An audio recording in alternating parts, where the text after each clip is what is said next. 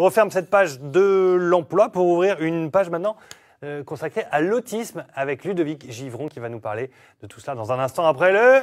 Jingle. Bah oui.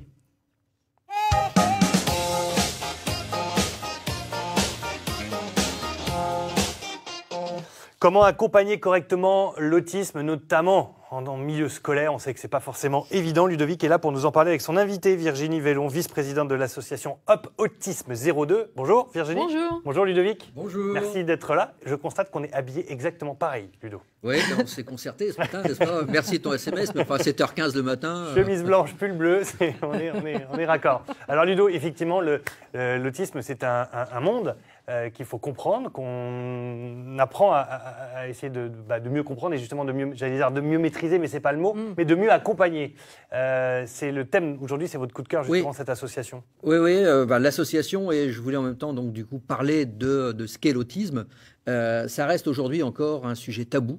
Parce que quand on voit un enfant différent, on n'a pas tout de suite le réflexe de penser qu'il peut être atteint d'un trouble de l'autisme, et on le prend bien souvent pour un enfant mal élevé, ce qui n'est pas du tout le cas. Et de là, j'ai regardé un petit peu ce qu'il y avait autour de nous et j'ai découvert cette association saint-quentinoise, mais il y en a d'autres dans notre territoire. Il y en a beaucoup parce que les parents sont obligés de créer des associations pour pouvoir gérer leurs enfants. C'est ce que va pouvoir nous expliquer notre invité aujourd'hui, Virginie. Alors Virginie, comment est-ce que vous êtes lancée dans cette aventure au point de créer une association justement qui s'appelle Hop Autisme 02? Tout simplement parce que j'y suis confrontée. Donc, je suis maman d'Aaron qui va sur 10 ans, qui a été diagnostiqué autiste sévère non-verbal. Il y a beaucoup de formes d'autisme différents? Alors, je vais très simplement, à chaque personne autiste a sa forme. Chaque personne est différente, chaque enfant est différent. Tous les enfants autistes sont uniques. Moi, c'est ça, c'est exactement ça. Il faut vraiment s'adapter au cas par cas, en fait. C'est tout un monde, mais c'est même tout un univers, en fait. Donc nous, ça a toqué un jour à notre porte il y a 10 ans. On n'avait pas de mode d'emploi, on ne savait pas du tout ce que c'était. On avait un aîné qui avait 8 ans de plus et on a bien vu qu'à l'arrivée du deuxième, le fonctionnement n'était pas du tout le même. Donc on s'est adapté, on a tout fait à l'instinct au départ. Et puis les troubles vers 1 an, 18 mois, en fait on est passé de rien à tout d'un seul coup. Il y a des choses qui sont arrivées, d'autres qui ont disparu. Par exemple, le langage qui était là à la base s'est totalement arrêté. Il y a eu les troubles alimentaires. Il avait une restriction alimentaire sévère, donc il mangeait que ce qui était de couleur claire et de texture solide. Donc ça limite énormément. Ouais, c'est super compliqué. Alors, pâtes frites, cordon bleu, nuggets. Pas fou, hein. Pas fou. Voilà, donc il a bien compris comment c'est limite. Maman trouve ce qu'il aime bien. Et il faut ruser. Alors voilà, après il faut ruser. Par exemple, c'est bête, mais pour lui faire manger des yaourts, on lui a fait manger, on a trouvé des yaourts en compote, l'emballage ressemble à une compote en gourde. D'accord. Et on faisait manger du yaourt comme ça, parce qu'à la vue d'un pot de yaourt, ça passait pas du tout. Donc lui, effectivement, il a fallu trouver des subterfuges pour arriver à avoir une alimentation, redevenir à une alimentation correcte. On a eu des troubles du sommeil aussi. On a eu une hypersensibilité des sens au niveau du bruit, du visuel. Par exemple, aller à la fête foraine, c'était devenu impossible. Tout ce qui était l'accumulation du bruit, des gens, la foule, c'est ça, de tout ce qui bouge au niveau du cerveau. Les filtres ne traitent plus toutes les informations qui arrivent d'un seul coup. Et là, on arrive à saturation et à une crise. Et à une crise, on est obligé de partir. Mais vous en êtes rendu compte tôt, pardon de vous couper, mais tôt au bout de combien de temps, en fait? Tôt, quasiment tout de suite quand c'est arrivé, parce que c'est ce que je vous disais, on passe on va dire, j'aime pas ce terme, mais de la normalité à tout d'un seul coup. Donc on a alerté. Mais dans la première année, ça s'est déroulé? Ah ouais. Entre la première, deuxième année. D'accord. On l'a mis à la danse, donc à Handicap Danse, qui est une association de danse adaptée à Saint-Quentin, qui a un cours pour les enfants. Et Sandrine, qui est présidente et qui est chorégraphe, s'est adapté à lui et à travers la danse, on a réussi à déverrouiller des cadenas, comme par exemple le toucher. Il a fallu 6 mois, par exemple, pour qu'elle arrive à pouvoir l'approcher parce que sinon, il se roulait par terre. Et on en vient à ce qu'on disait tout à l'heure, aux crises de frustration qui, par exemple, dans un supermarché, peut passer pour un caprice, alors que c'est pas ça du tout. C'est un enfant en détresse avec la lumière, le bruit, tous les stimuli. Au visuel, ça va ressembler à une crise de caprice parce que voilà, c'est des crises, ça se débat, ça se jette par terre. On a dû faire face au regard accusateur des gens. Voilà, avoir un enfant atteint de troubles d'autisme comme vous, ça épuise. Quelque part, ça isole aussi.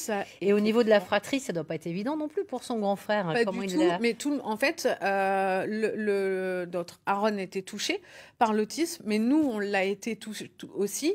La fratrie l'a été aussi parce que le temps qu'on consacre en priorité à Aaron, c'est du temps que la fratrie n'a pas eu. Donc tout ça, c'est un rééquilibre à avoir et qui, malheureusement, au départ, sans mode d'emploi, sans aide, parce qu'on se retire, on s'isole, on n'a pas le choix. De toute façon, voilà, je vais prendre un exemple tout bête. Vous partez un week-end, vous ne pouvez pas demander à vos parents de garder le petit parce que très compliqué. Voilà. C'est très compliqué. Par contre, il existe des structures, notamment à Amiens, qui permettent aux parents de... avec l'association en parallèle avec la SATED, qui ont une unité d'accueil temporaire pour les enfants autistes et où Aaron vient depuis quelques années maintenant, où ça nous permet d'avoir un week-end ou une semaine au niveau des grandes vacances.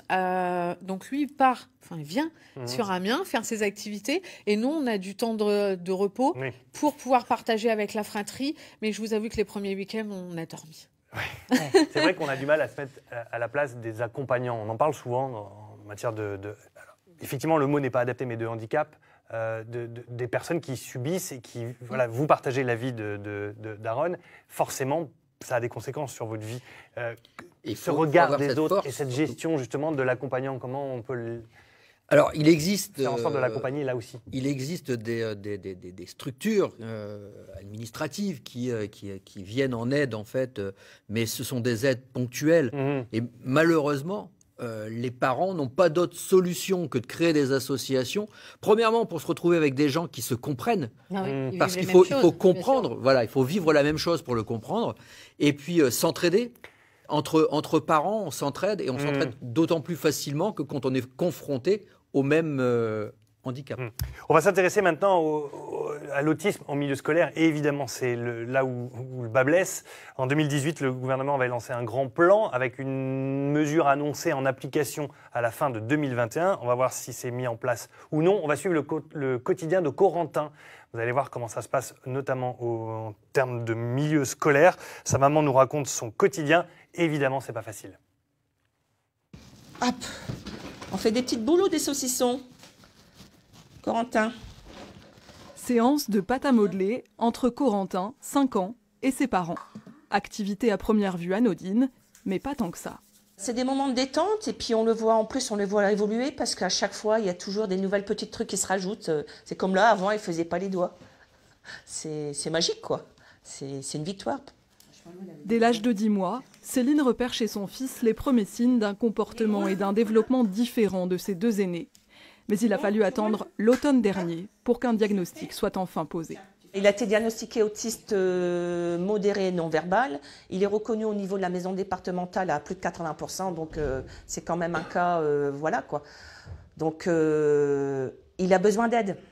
Au quotidien, le petit garçon a besoin d'être très accompagné et sécurisé. Cela passe notamment par ce système de pictogrammes, le programme de la journée affiché en images, pour éviter les crises. Corentin il a besoin de repères, donc admettons quand il y a des rendez-vous chez le médecin ou le coiffeur, systématiquement il faut le préparer pour éviter une colère, quoi, de frustration ou un changement. Corentin va en classe tous les matins dans l'école maternelle de son quartier. En théorie, il aurait droit à une auxiliaire de vie scolaire 12 heures par semaine, mais il doit faire 100 et ses parents savent déjà que la poursuite de sa scolarité sera un parcours du combattant. Je me battrai jusqu'au bout pour mon fils.